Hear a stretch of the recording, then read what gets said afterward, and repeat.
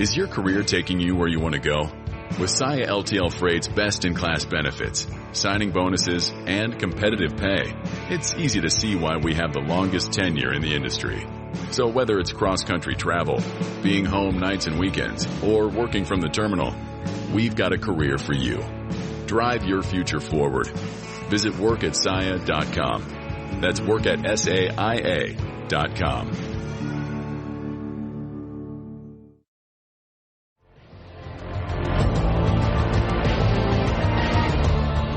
This is CBS Eye on the World. I'm John Batchelor with Malcolm Hoenlein, Conference of Presidents, Major American Jewish Organizations, and we're joined by Mohsen Sazagari, Iranian journalist and democracy political activist.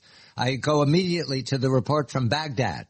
Officials from Iran and Saudi Arabia met this week in Baghdad for a fourth round of talks this year, following a month-long hiatus after the election of Iran's new president, Raisi. Mohsen, what is the ambition of Saudi Arabia and Iran in these talks?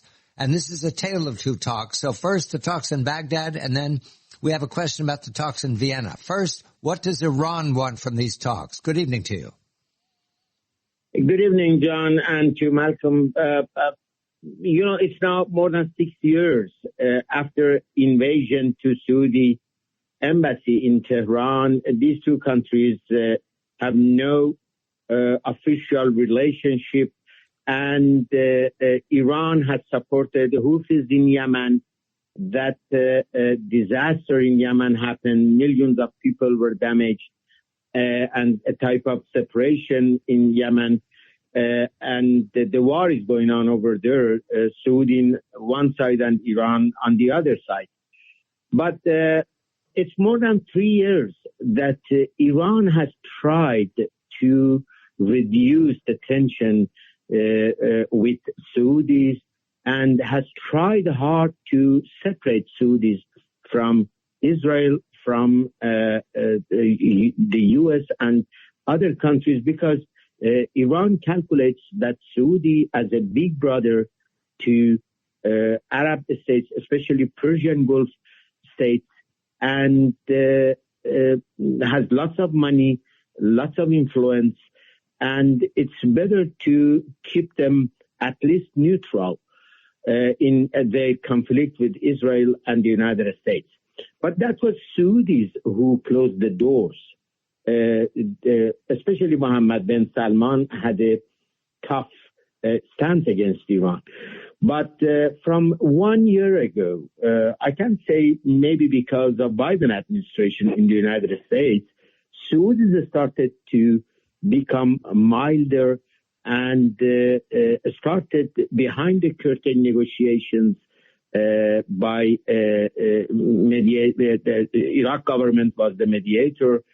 And it's now more than a few months that it has been publicized.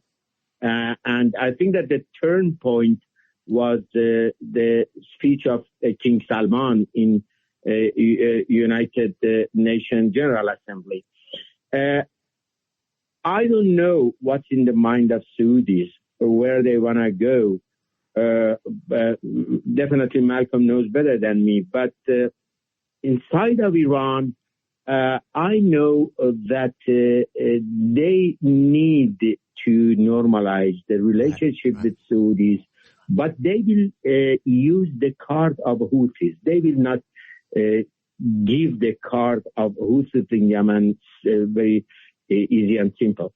Malcolm? Let me ask you about the talks in Vienna, where we see Iran continuing to restrict the access, even again on the things, the deal they just had promised, access to the cameras. The U.S. is protesting others. What is your sense of Raisi's speech at the UN in regard to what his approach is going to be? Obviously, they are demanding, they're holding back to demand more concessions from the U.S. Is there a possibility that the talks will really get on track soon? I don't think so. There are problems both sides.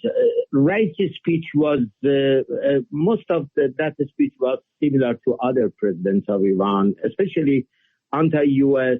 and anti-sanctions and whatsoever. But as you know, Raisi is nobody. His position is president, but he's just in the pocket of the leader. And especially about JCPOA and atomic issue, this is the leader who makes decision. And I think that the main reason for returning to negotiation table, which is delayed by Iran's side, is not what the foreign minister Amir Abdullahian says, that the new government should study and make politics or policies.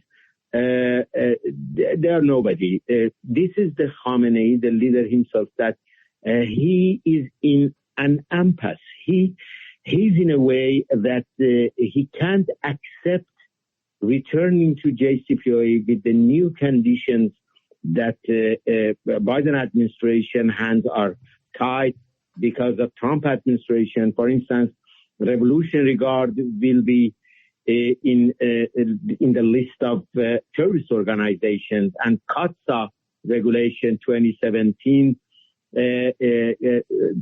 closed the hands of the president, and especially this new bill in the Congress will tie the hands of the president more than before. So Khamenei can't accept the conditions from the U.S. and can't leave the negotiation table because of the economic condition of Iran and the sanctions. So he's in impasse, and he has not made up his mind yet and has not made decision what they want to do. I guess that the result of this impasse might be a small JCPOA. I mean, a provisional agreement in just 2-3 simple agreements, and leave the situation for later. Because Khamenei has no other way now. And the delay is because of his decision that can't make decision. And just a minute here, Mohsen. What you're saying is that we can expect no resolution in Vienna. The talks will continue indefinitely. We have about a minute. I think that if Iran returns to negotiation table, there will be maybe some agreements around November or December, but it will not be the previous JCPOA. It will be smaller agreements, just in few items. For instance, a little bit money will be released, and on the side of Iran, they will stop the place that they are right now. And they wait until future to maybe some changes happen. But I think that this is not what Israel wants. Right. And even Saudis and the other countries, because Iran is now very close to nuclear bomb. Mohsen Sazagari, Iranian journalist, pro-democracy political activist, A Tale of Two Talks in Baghdad and Vienna. Malcolm Hoenlein, Conference of Presidents, Major American Jewish Organizations. This is CBS Eye on the World. I'm John Batchelor. You're listening to CBS Eye on the World with John Batchelor.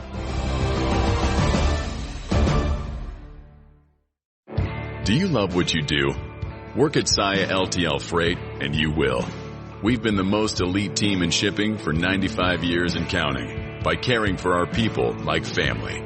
So whether you're on the docks or in the driver's seat, when you put on our uniform, you're joining a first-class tradition of excellence.